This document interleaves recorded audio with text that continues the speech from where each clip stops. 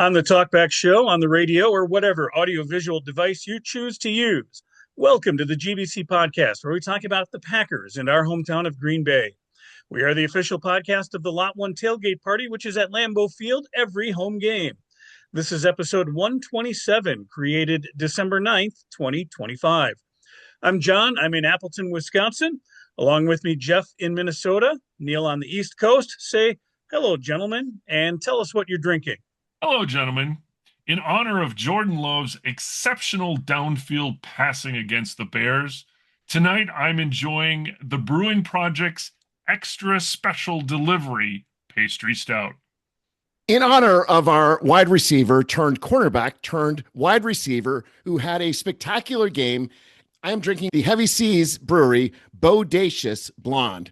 All he needs is a bleach of his hair, and he can be a spokesperson for Heavy Seas Brewery. And there were quite a few orphaned beers from the Lot 1 tailgate party this weekend, so I brought home with me a Point Special. And the guy who left it behind, big fan of the podcast, he knows who he is.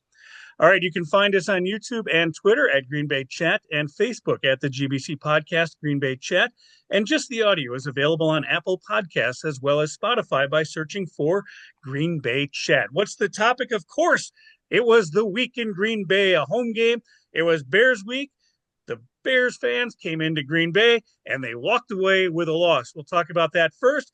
It capped off 3 wins in a row in the NFC North. Yes, we had a great day of tailgating. And what's up next?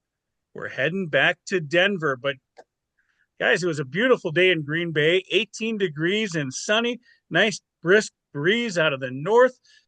How was it at home watching it on TV? It was a day that lived up to the oldest rivalry in the NFL. Both teams were playing at their top level. We saw huge plays on both sides, offense and defense. It was those superlatives that made it a fabulous day at Lambeau Field. Big play after big play, punches thrown. This is what we were looking for. So we've got at least 4 big plays, right, on touchdowns. We've got a big run from Josh Jacobs. Neil, we've got a big intercept, probably the biggest play. Let's start there. Let's start with the end. What is the play that is living in infamy with this game? President Nixon makes his case. He did. And a play that by some accounts was broken, was twisted. Here's the quote, the ultimate quote from this play. Did you guys hear what Evan Williams had to say? Because, he was out of position on this one. He said on Keyshawn Nixon, he was saving my butt on that play. I was praying. Someone was behind me to make a play on the corner. And sure enough, Jesus Christ himself, number 25, came out of the blue. Blasphemy or high praise? Beauty is what it was. That is Yeah. perfect use of language. And what was great about that play, obviously Caleb Williams goes outside and we were absolutely covering up that short play and we were forcing him to make a move. And yeah, it's a short pass, but that's what happens when you have to throw against your body. And it was the defense in front that allowed Nixon to make that play. They don't have the players covering in front. It's an easy pass for Caleb Williams, and it's a touchdown, and then we probably lose on a 2-point conversion. There was so much consternation in the barn where I was watching it. I'm certain it was there at Lambeau, but the crowd was loud all game. They definitely were up for this game. Nixon diagnosed it, though. He saw it right away and ran back to the play.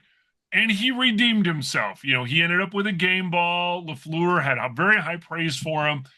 And Nixon is just the kind of guy you want on your team. He's that competitor. He's fiery. He's just going to get under people's skin. He gets under skin of Packer fans, though, too, Jeff. I think that, people don't like it. People don't like it. But rewatching that game, it was remarkable how many big plays Nixon had. Yes, he had those 2 penalties, 2 stupid penalties that functionally gave the Bears 3 points. But he had just blanket coverage. It was a perfect catch and a perfect throw by Caleb Williams that allowed that first touchdown because Nixon had him there. Nixon making a big tackle in the backfield. It was Nixon all over the place, and that was true basically of our entire defense. There was swarming, there was flying, the things we've seen over the last few weeks. It was really fun to watch our defense, except when they were back on their heels. But then they were making tackles. They were not missing tackles. They were sharp. They were crisp. Like I said, they were running to the ball. Just there were some plays where in the third quarter they seemed tired, but then give the Bears maybe a little credit. I mean, Caleb Williams played out of his ass. I in mean, the second half. just, in the second in the half. second yes. half, yeah. Yes, yeah, well, yes. Again, the defense in the first half, Neil, what are some of the stats? I mean, this was fantastic. I think the most important statistic for the first half, the Bears had 71 total yards in the first half. The Bears had 23 passing yards with Caleb Williams, 6 for 14, 32 yards with a 9-yard sack. That makes 23 net yards passing on 15 dropbacks. That's a yard and a half per passing play. And it was the defense harassing Caleb Williams. Caleb Williams had a lot of plays that we sort of were expecting. There were a lot of passes that were just bad passes that Caleb Williams had in the first half. They disappeared in the second half, but you saw sort of both sides of Caleb Williams in that game. Going back to your point on the last play, though, too, Neil, this is a rollout left. And for a right-handed quarterback, that is a tough twist to make that throw with.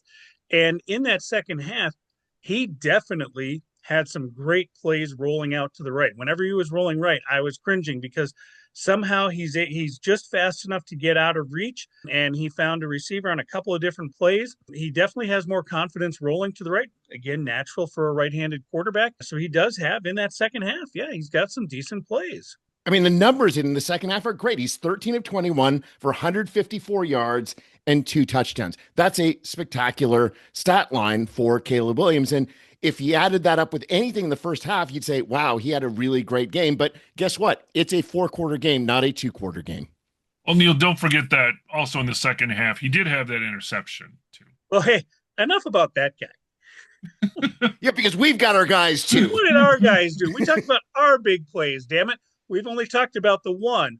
There are quite a few that happened in this game. It is so beautiful to have Jayden Reed back, and seeing him catch that first ball was a perfect start to the game. But the other thing that Jayden Reed does is relieves pressure on Christian Watson. And oh boy, was this a beautiful game for Christian Watson. I said this last week, and you guys got on me a little bit about Watson being wide receiver 1. No, I've heard that used a little bit more now in Jeff, everyone knows this. I meetings. just hate the discussion. I think it's a stupid discussion point. Matt LaFleur feeds on this. I just think it's silly. We know who our best receivers are, and we go with them. And we did throughout the game. And absolutely. And he seems faster now than before the knee injury. He put definitely some has bionic confidence. parts in there. Right. He definitely has confidence, right? Because Yeah. a guy coming off of an injury like that, you expect him to be trepidatious at first. He literally hit the ground running coming back from this injury. All the effort and the rehab he put in, and he was so anxious to get back out there. And the Packers they gave him a little extension, and they said, okay, we believe in you. And boy, this guy's playing himself into a hell of a contract probably as well. But It's great to see the speed, just the separation. All of these things are working in our favor. And it's just great to watch. And Love clearly is getting more comfortable with him as well. Just throwing it up there and say, go get it. Can we just mention perfect passes? That's a critical part to all of this working as well. Yeah, it was a great pass. And even to Christian Watson himself, he even acknowledged in the postgame when he was given the game ball. He was aware it was on this field against this team last year that kind of changed things and changed the postseason for them last year. And he is looking to be just bigger, stronger, better. And confidence. And damn it, he keeps scoring touchdowns, which is all fantastic. he does is score touchdowns. Yes. No, he only had 2 touchdowns on 4 receptions, but 89 yards total. I mean, he was just big every time. And the 2 non-touchdowns were just those sort of catches that needed to be made to keep a drive going. And in that first half, Packers have the touchdown. Bears eventually get a field goal as kind of things are winding down in the second half. But wait, there's more. Big play number 2 happens before halftime, Jeff. Well, the precursor to that play was the Chicago Asshats. They didn't hit the landing strip. Kind of a rudimentary problem, but great for us because we get it at the 40-yard line. And what kind of muscle memory is that for Santos to say, oh, let's squib kick it here? How, after a couple of years with these rules, is a squib kick even in your kicking repertoire? With a minute 14 left, we thought we needed all of those extra yards in order to have the time to move down the field. Now, when you make big plays, it doesn't matter. You can finish a drive in 36 seconds, but you can't count on that. And thank you, Chicago Asshats. But it was a drive that only took 36 seconds and scored a touchdown. Now, what we also saw here was this sense of urgency as well. They weren't just farting around and running the clock and kind of standing around. They went for it. Well, after first down with the short Josh Jacobs run, but other than that, yeah, I mean, no, it was good. It was a beautiful drive to see. It capped off a scintillating first half for the Packers. Jordan Love, 12 of 17, 163 yards, 2 touchdowns in the first half. Yeah, there was an interception too, but it was this type of thing that you thought, yeah, this is going to be a game that we continue like this. We're going to blow the Bears out of the water. It's going to be a glorious day in Lambeau. And it was eventually, but it took a while. And yeah, on that play too, Jeff, you've got Bo Melton on the field, one of the fastest guys on the field, takes a go route down the seam. What number does he wear, Jeff? 16. That appears to be a 16, John. Looks like a 16. Looks like a 16 to me, yeah. So is he modeling his number after Joe Montana as well? I don't know how he ended up with 16 this time around, but he's got it, and I like seeing it on the field. Furthering the Packers' first half stats, 5 of 7 on third down, 11 first downs in the first half. And again, we had kept them to 71 yards. Everything is upcoming roses. Even though we had 2 touchdowns, we were 0-0 in the red zone because, well, when you're throwing your passes that far, you never even get into the red zone. That throw to Melton, though, I was getting a little concerned because it hung up there. I sat in the air for a while. Like thinking, is somebody going to catch this thing? And it was a great play. And how'd you like to be the safety out here, number 9? I mean, that ball, it's one of those things where, right, when we watch our team play on defense, it gets frustrating when we're a half a step behind on things, right? We're a half a tick. It's like we just missed the sack because we're getting there as the play is being let go, or we're just missing the pass breakup or something like that, and you're missing it by that much. It's nice seeing it to happen to other teams as well, and that's exactly what happened there. Hey, advantage us. We'll take it, and it's a walk-in touchdown. Another big play. And our defense did really well. I mean, Neil, you the way you throw that out there, there's a lot of inefficiency for the Bears offense, but you got to credit the Packer defense. The Bears were 1 for 7 on third down in the first half. There was a lot of good pressure in this game, and I pointed that out, that when there's pressure that leads to an incomplete pass, that's good pressure. And the biggest plays in the first half, the Enigbari sack, and then this huge play by KGB in which he smothered DJ Moore 4 yards behind the line of scrimmage. It's like you can see Moore looking at it, it's like, oh shit, what the hell's going on here? And I think KGB looks bigger than he did last year too. He just seems to be even more massive. Like last year, he seemed sort of like a mobile, fast guy, and now he's taken on the role of being a defensive tackle, and it's been really fun watching his development. And they were great against the run in the first half as well. Pass rushing, run stopping, 71 yards in the first half. You're not going to get much better than that, and holding your division rival to 3 points. Unfortunately, the second half didn't go quite as well, and it started out poorly with a 3 and out. And I think that's sort of when we realized, okay, this is going to be a game, and the first half is not going to be just doubling those numbers and get to the end of the game. And credit to the Bears, but we also could have done better. And the 2 3 and outs that we had in the second half were really the difference between us running away with it and us not. It was really unfortunate to come out and the Chicago asshats. We had a nice run back. We started at our own 35, but then there was an incomplete pass, a -1 yard run, an incomplete pass with offensive pass interference. But that was great defense. That was Bo Melton taking on his cornerback training, because if that's not a PI, that's an interception that gets returned. Wow. I credit Bo Melton for that penalty. But then this is where our asshats, who had been doing pretty well, decided to commit a bunch of penalties. So there was a 10-yard holding on the punt. The problem was they re-kicked it, and Chicago, instead of starting on their 20, they started on their own 36. That was a little bit of a momentum swing. And that's when Ben Johnson decided, oh, wait, the thing that we're actually good at is running. Maybe we should try to commit to the run that was actually effective for periods in the first half. And it was that switch to much more run heavy and then playing off the run with Caleb Williams that kept our defense off balance. And then the big killer was that all of these drives ended up being longer drives, and that wore our defense down. And it's that combination that did it. But that first drive with the Bears, again, Jeff, starting from the 36 absolutely made a difference. And that made a difference for our drives in the first half that didn't score touchdowns. We started from our 11 twice, once do the asshats again, and our 20. And field position matters, and the Bears took advantage of that field position score and then do the 2-point conversion right off the bat to make it a 3-point game. And now it's a real dogfight. This is where we respond, though. Felt really good about this because we seemed to keep our foot on the gas because they said, okay, fine, you score a touchdown. It wasn't a sustained drive, but man, was it fun to watch. When you have chunk plays, you're not going to have sustained drives, and you just got to deal with that. And oh my, the way that we played off Chicago's defense against us. This was on a 3rd and 3. So they're expecting, okay, we're going to go to Jacobs. Jacobs had just finished a 6-yard run, and they decide, okay, if they're not going to do that, we're going to put pressure on Jordan Love. Jordan Love feels the pressure and sends it to the one place where he knew that there was space. There was no way that they could send pressure and cover Christian Watson. You can see in the picture, Christian Watson's open, and you can see all of that space heading to the corner that he took advantage of. Yeah, straight man on Watson. Great play action. This is one of those where you see the little hand signals going off. There's a couple of times throughout the game where Love just kind of moves the hand a little bit. He's reading the defenses really well, and his receivers are on the same page, right? The days of Aaron Rodgers creating his own hand signals and presuming everybody has access to his brain and knows what he's thinking, right? These guys talk about this stuff, right? They are all on the same page. And as soon, you guys know this, as soon as Christian Watson snatched that ball out of the air, you knew that it was a boat race after that. Nobody was going to catch him. He ran away from Gardner Johnson. I mean, it wasn't even fair, which is fantastic. No, it wasn't a sustained drive. It was 4 plays, 63 yards, 2 minutes and 10 seconds.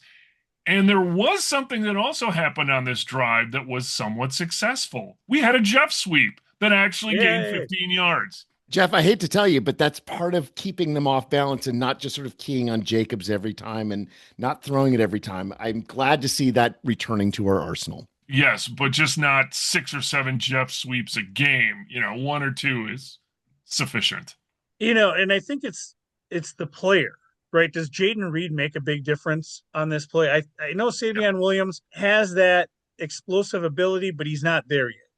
Right. Jaden Reed running that play, it looks like a totally different play. And then the asshats decided to rear their ugly head once again, giving the Chicago Bears the ball on the 40-yard line because, well, why kick the ball inbounds? That just seems silly. And they ended up only getting a field goal on it. But you know what? When you start on the 40, your odds of having a field goal go way up. And, okay, now it's down to a 1-score game again. And our offense decided, let's do another 3 and out. And that was particularly frustrating.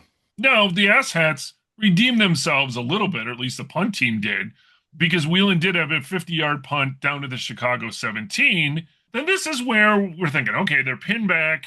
And then this is where things got weird. This is when our defense got tired, clearly. The Bears said, hey, we're only down by 1 score. We can run the crap out of this ball. And guess what? That's what they did.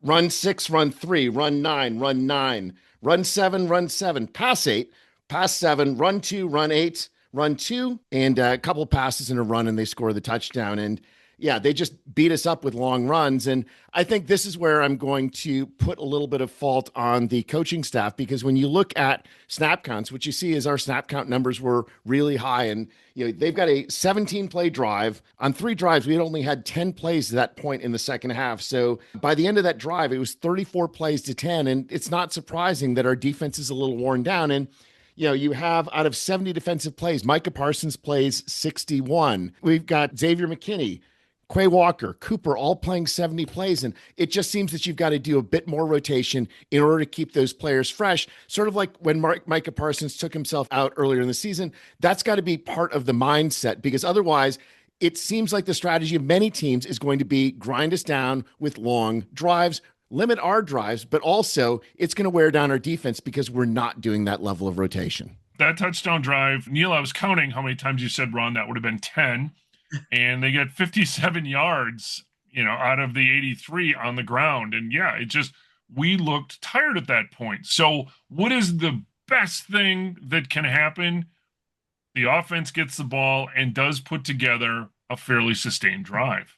Yeah, it's what, about 8 minutes left on the clock when we get the ball back. And you're right. It's can you fill up nearly 8 minutes? And I think they did. There was over 4 minutes on that scoring drive that ended with Josh Jacobs in the end zone. But then this is where other players stepped up. Reed had the 18-yard catch, but the Jacobs 21-yard run, Yeah. that was all him because he was dead to rights behind the line of scrimmage on that third down play. How he skirted through 4 defenders like that is unreal. And then from there, it's just a couple plays later, and we score the touchdown, and we've got a 7-point lead. But now there's only 3:26 left in the game, and 7 points with a Dan Campbell, Ben Johnson type of team. That just sounds really, really dangerous. And I certainly had a pit in the barn, and I am sure that all of you had this pit thinking there's no way that Ben Johnson is going to just score the touchdown and accept that he's going to tie the game. This is a case where we've got to stop them because we're going to lose the game if we don't stop them. And they started out fast. Caleb Williams, 2 big passes, 27 yards and 24 yards, which is like 30% of his yards in the game on those 2 freaking plays on their last drive. You're thinking, well, that's looking a little too easy there. But then Ben Johnson decided he had a little bit too much Dan Campbell in him, and Ben Johnson got cute because after the 24-yard pass, there were 2 minutes left in the game, and they were on the Green Bay 23. You're down 7. Your first job is to score the touchdown. You don't worry about killing clock until you've scored that touchdown. And what did Ben Johnson do? Run. We stopped them on 3rd and 1, huge play, and that set up the 4th and 1 with the Nixon. But it all came about because they didn't do what got them to the 23-yard line. They decided we're going to win the game by scoring the touchdown with no time remaining, forgetting that, well, you got to score first before that matters. That's how you win the game, Neil. You score more points than the other team. It's the only statistic that matters, right? That's what happened. And that fortunately played into a tired defense's hands. Well, there's a lot of setup, though, Jeff. And you're right, they're tired. But there's a lot of setup into that 4th down play. And you get a timeout. And you really see the chess match there. And what we ultimately see, as we have already talked about in this last play, is good coaching, good film work, good recognition, and good preparation. Just telling your player they're going to try to do this. Watch for this. They had even run a similar play earlier in the game. They had run a similar play last week against Philadelphia. And just the amount of preparation that goes into one single play, and everything paid off. And the defense at the end there really showed the defense at its best. And looking at the statistics, Edgerrin Cooper, 11 tackles. That seems about right.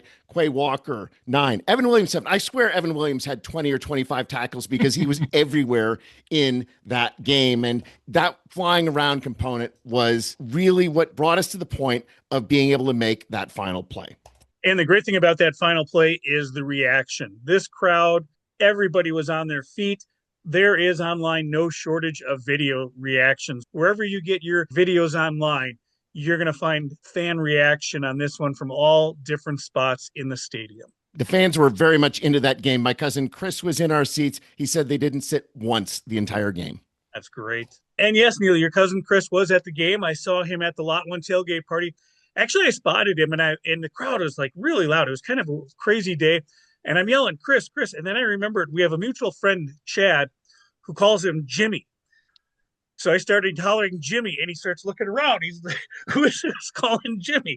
And he finally realized that, there I am in my usual spot next to Scott's truck. And I got to say hi to him. You know who else stopped by the tailgate party? Big Ed. Talked to him. He said he's got time over Christmas break. When you guys are in town, we're going to go meet Big Ed. Excellent. He wants to have a beer with us. So, all right. And it won't be just one with Big Ed involved. No, yeah, you're not stopping at one. But it was a great day. I mean, despite the weather, huge crowd, just steady crowd, crazy crowd. Not as many Chicago Bear fans as I expected. Neil, remember the presence of the Vikings fans on that Minnesota game a couple of weeks ago? I expected the same from the Chicago fans. And surprisingly, they did not make the drive up. Honestly, I think they were afraid of the cold weather. I think that this game time temperature was too much for them, knowing that the sun's going to set an hour after kickoff, and it got cold. The wind chill, Neil, did get down to almost 0 degrees. It was bitter out there. But you know what? We made a friend that day. And in this picture here is a guy named Derek. Derek found us online through the power of social media, specifically our Twitter page. We've spent 4 years cultivating this Twitter account, as well as our Facebook and our Instagram.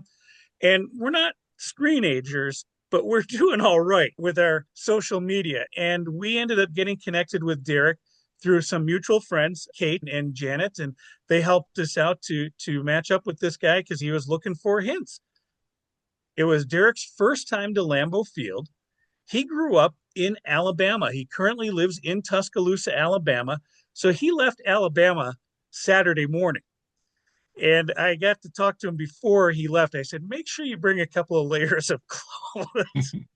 He said he had a hard time packing it all in. But so Derek came by lot one. And for his first time, he intentionally planned to go to the Packers-Bears game. And there he is in Green Bay. And look at that smile, Jeff. I mean, that's a happy guy. He's just living the dream there. That's an awesome look. And you look, pretty good in your Santa hat there too, John. Well, thanks. Yeah, I'm very pasty white next to Derek as well. But you're having a good time because you sent us the ultimate text just as the game was starting. What was it, Neil? I said, what did I say? By the way, guys, I'm lit.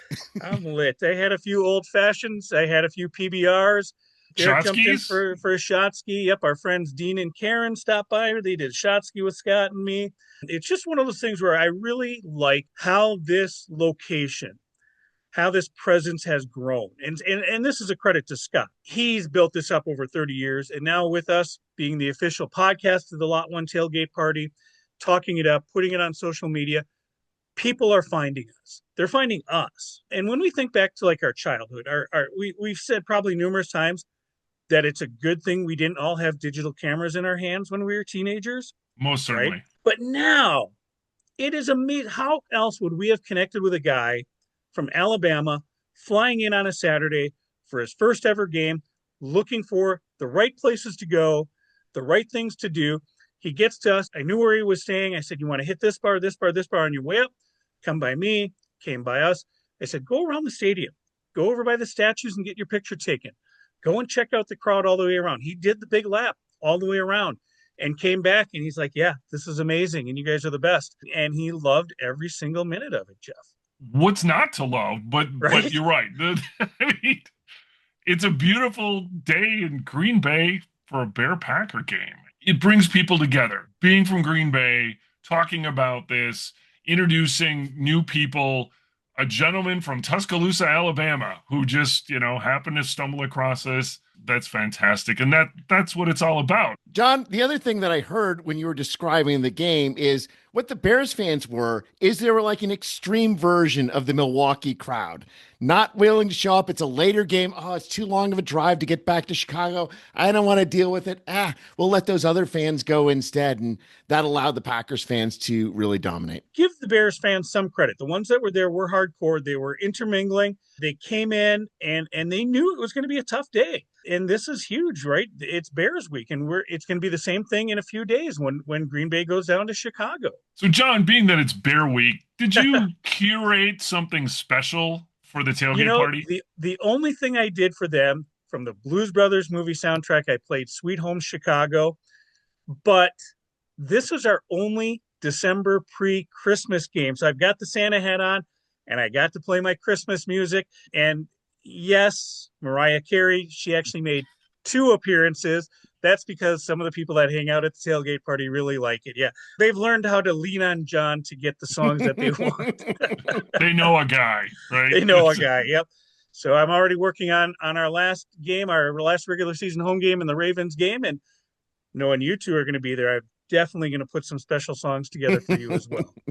I also had a fun day, also via the power of us having done this podcast. And so I was at a barn in rural Pennsylvania for the game with my new friends, Gary and Sherry.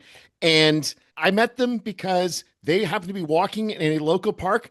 Sherry was wearing a Packer shirt, and somebody saw them and said, oh, do you know this guy, Neil, who does a podcast? And They look me up, they figure out who I am. I get an email, and all of a sudden it's like, well, yeah, these are going to be our new best friends. And it was great meeting Gary and Sherry. They live on a farm that dates back to the 1750s. We watched the game in a barn that's over 175 years old, and just very gracious people. And Gary is from Green Bay Southwest. We won't hold that against him, but we certainly talked about Kroll's. We talked about all sorts of Green Bay and Wisconsin traditions. And we finished the game after the Packers had won with a round of old fashions. And Gary makes a mean old fashioned, just a lovely day in a barn, even though it sort of sounds a little bit weird. And maybe we're a little concerned that we might come out of this without kidneys. Great day, great new people to meet. Neil, wasn't Go ahead, there Jeff. also, though, something about his wife that was sort of special as well? Cherry's English, and her family is an Arsenal family. So yes, there's Wow. a big Arsenal shield in the barn as well. And yeah, Like you her. found your soulmates, Neil. Jeez. And as long as they know that when they're ready to come back to Green Bay for a game, lot one is there. And we know just from our group of friends, again, they know where to find us and they come through. It'd be nicer if they would all get at the same time, because it's like every time someone shows up, I say, oh, you just missed Neil or you just missed Dean. You know, Lance and Adam showed up the one day. It's like, oh, you just missed so and so. And it's nice that everybody comes through, and it's great that we have that little spot to gather. And everybody kind of has their own thing going on, because I know Dean and Karen, and they all have their own tailgate parties as well. Andy and Brenda came by, same thing. They know their spots to go. But it's just, again, being able to spread the word through the social media. And how do you meet this guy without us doing a podcast? How do we meet Derek without Twitter getting into play here, without people spotting us on Instagram, checking out our TikTok videos? And these are just things that this hobby has gotten to be fun, amazing, and just bringing us together with great Packer fans, because we love this team. We love our city. And as we talk about the power of social media, let's look at the game this week. We are going to Denver. It was 2 years ago that the Packers played in Denver, and that was our GBC podcast road trip was to Denver. Even though each of us have been to Denver individually, we had not been there on a game day. And we used social media to get the information we needed. And we met, you guys remember Lindsay, the big Broncos fan? Still are connected with her online. And boy, she's loving how the Broncos broke the Philadelphia Eagles. And maybe this week we're not going to be good friends, but we'll see what happens after this. And again, some great Denver Bronco fans. They told us where to tailgate, where to go. Kate, who's from Colorado, she had her tailgate party. And again, we're able to do all this connecting. And then on top of it, nothing can top Neil being in the right place at the right time. You got to be walking around and you got to keep your eyes open. And we had our eyes open and we saw a whole bunch of 85 Kraft jerseys hanging out together. Why are all these people wearing Tucker Kraft jerseys? What would you guess, Jeff? The Tucker Kraft fan club. Yeah. Yes. So we met Tucker's mom and stepdad and the whole crew. And just what an amazing day it was walking. It was a beautiful day in Denver, too. Missed wearing snow pants by a week that year, but it was a great day in Denver. And Neil, we had to bring a Broncos fan with us. Well, we had to because we lost one of the people in the podcast. Yeah. And, Jeff just sort of failed us. And yeah, we stuck watching a game with a Broncos fan. But yeah, she's pretty nice anyway. But this is a game. Let's talk about this game 2 years ago. This Broncos team 2 years ago was not good. The crowd was about half Packers fans at the game because the Broncos fans were so dejected. And then on top of that, not only is this team not good, but Green Bay is kind of still trying to get themselves together. And it's the season, Neil, we needed to fire Joe Barry. And this was a game that was definitely evident in that. Letting Russell Wilson have a day out there. Jordan Love had a tough day in Green Bay. But both of these teams have grown in the last 2 years. The Denver Broncos certainly aided by getting an actual quarterback in Bo Nix. So the Broncos are on a bit of a tear. They haven't lost since week 3 at the Clippers. They're riding a 10-game win streak. And yes, they're really good. Now, they're not blowing a lot of people away. They're playing close games, kind of ugly games. Their defense is really good. Bo Nix is doing enough to win the game, but they've got momentum. And they believe after a couple really, not good seasons, they're the #1 seed. They're 11-2. And of course, they've got the best home field advantage in the NFL. And my biggest hope for this week is that Matt LaFleur takes the team out on Friday rather than on Saturday afternoon. Give them a little bit of time to acclimate to that altitude. But yeah, great team, but they have had some breaks go their way. They've had the second easiest schedule in the NFL in the year to date. And that certainly has played into both them and New England rising to the top of the AFC. But nonetheless, it's a team that looks good by DVOA. Packers 5th overall, Denver 8th overall. Offense, we're 3rd overall, Denver's 13th. So their offense not as shaky. I'll get into a few elements of that. But yeah, their defense is 2nd overall in DVOA. Ours is 11th. Both of our special teams are middling. But guys, we're up to 19th in DVOA on special teams now. Yeah, and the Broncos, Neil, they get the interesting 2:15 or 2:25 kickoff local time because they're in the vaunted Mountain Time Zone. But the forecast right now for Denver on Sunday, partly cloudy and a high of 55 degrees. So a mild December day in the Mile High City. And their offense is a generally very balanced offense. Bo Nix looking like sort of an early career quarterback, 63% completion, only 63.3 yards per attempt, 19 touchdowns, 9 interceptions. But one thing that they are very good at with Bo Nix is avoiding sacks. They are the best team in the NFL as far as avoiding sacks. So Micah Parsons and company certainly has their work cut out for them as far as making sure that Bo Nix feels pressure. But one of the things they're doing is they're doing a lot of very short throws with Bo Nix to make sure that he's able to see the field and get rid of the ball quickly. It's a solid game plan, just like the Chicago Bears had with Ben Johnson and Caleb Williams. They're catering to the strengths of their young quarterback. So, Neil, does this team have any glaring weaknesses? On offense, their biggest weakness is that they are the most penalized team in the NFL on offense. 966 penalty yards on offense. Packers are 10th by comparison. But that's really the only thing. But again, they don't have these glaring strengths on the offense. Their strengths are in their defense. And yes, 2nd by DVOA, 3rd by yards per game, 2nd on running yards per game. They're only allowing 89 rushing yards per game, 10th in passing yards, 4th in points. And the biggest thing that their defense does is they get sacks like no other team. They are 1st in the NFL in number of sacks on opposing quarterbacks at 55. 2nd is 44. They are 11 sacks ahead of the 2nd best team for sacking the quarterback. So our offensive line is really going to be in for a challenge and keeping their very blitz heavy defense off of Jordan Love and giving Jordan Love clean reads. Well, Neil, it's good that Jordan Love is really good against the blitz. Last week against the Bears, he was amazing. 9 of 12, 171 yards, 3 touchdowns, no interceptions, a 156.3 rating. But here's the thing that's counterintuitive. He's not just dumping the ball off to a back or somebody coming out. He was averaging 14.3 yards per attempt against the blitz. Credit the offensive line for starters. And of course, Mr. Love. And Neil, you mentioned that Denver being the most penalized team in the league. Maybe, just maybe, Micah Parsons will draw a holding penalty this week. Well, you know what, John? It would be one of the few that he's gotten this year then, because, man, it's been ugly. And Denver's defense is also high in penalties. So they are tied for 27th in total penalties on defense this year with 99 defensive penalties. So definitely, you can hope that they are going to be very aggressive, but aggressive can lead to mistakes, and we're going to hope for those mistakes. The other thing about their defense, though, is that they are 1st in the NFL in 3rd down conversion percentage. They have allowed only 30.9% conversions on 3rd down. Now, the Packers are 1st on offense in the NFL, converting 50.6%. So that is going to be a very interesting battle in this game. And it is an amazing stat when I read that this week, too, because I've always been frustrated with the 3rd down efficiency of this team. And for someone to say, but John, look at the numbers. Green Bay is best in 3rd down efficiency right now. It's like, oh, okay.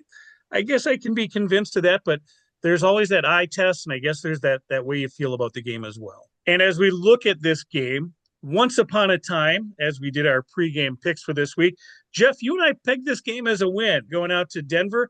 Neil, you put it as a loss. Now, 4 games left in the season. Every win is a premium. The Chicago Bears play Cleveland this week. They're looking to get a win there. We need a win. How are you feeling about the road trip to Denver? I still have concerns about altitude. These are high-end athletes, and yes, they will not get altitude sickness so easily, but the altitude impacts performance. There's a reason why Denver has the home field advantage they do, but I think the fact that we just took 1st place over the Bears, and it is such a tight margin. If we had lost, we'd have been in 7th place in the playoffs. really on the edge as far as whether you're going to make the playoffs or not. Because the NFC is so top heavy this year, every win matters to an even greater extent than it normally does. And I think that Matt LaFleur is going to have his team ready to go. They're going to have a game plan that's going to be able to take advantage. I think specifically Jeff Hafley is going to figure out things that are going to disrupt Bo Nix in this relatively middling but still modestly efficient offense. And this is going to be an opportunity for them to further shine in a national spotlight. But I don't think that's what it's about. I think it's about, this is the home run. We're in Toyotathon. Obviously, that makes a difference. But because everything is so tight, right? We want to have a home playoff game. And the way to do that is to win all of these games to make sure that neither Detroit nor Chicago can catch us. And that means winning in Denver. This is the time of year you want the team to be peaking. And that's what I'm sensing with this team. We've gotten some key players back. The offensive line, we barely mentioned them, even though they did a hell of a job against the Bears. That was certainly on my list of points. And yes, thanks for mentioning it, because we have solidified our offensive line and it's great to see. So we're peaking at the right time. So the team is solidifying. They're getting excited. They enjoy success, but they enjoy each other's success as well. And you saw that at the post game. Nixon is Nixon, President Nixon, and players are really rallying around him. We've got Micah, we've got Jordan Love, we've got all these premium players. They're excited. And I think this is probably going to be a kind of an ugly defensive battle, similar to maybe the Cleveland game. I hope we hold up. I hope we don't get gassed in the Mile High Stadium. Vegas and America thinks, matchup predictor, that the Packers are going to win this game. And obviously we think that too. This team's really peaking at the right time. It's exciting to watch them. Go Pack, go. Yeah, and this is a team that, again, 2 years ago, we really felt Green Bay should have won that game. And you can't even use that as a watermark, because this is nowhere near the same Denver Broncos team coming into this season. The Broncos definitely playing well over their expectations. They are the number one seed in the AFC. And in the NFL, it's not so much who you play, but when you play them. And with 4 games left in the season, this is a game on the road against the number one seed in the AFC. This win will be the signature win of the season. Now, of the 4 games left, if you can lose a game, this is probably it, and then go and win the next 3 with Chicago, Baltimore, and Minnesota. I don't see us losing those 3 games. This is the key matchup that'll kind of ride us out through the end of the season and let the chips fall where they may as far as getting seed. Right now, the 2 seed is still a good spot. It's that home field spot. Boy, I would much rather be above the Rams, because watching those Rams play, I'd rather have them come to Green Bay than see Green Bay have to go to LA to match up with them.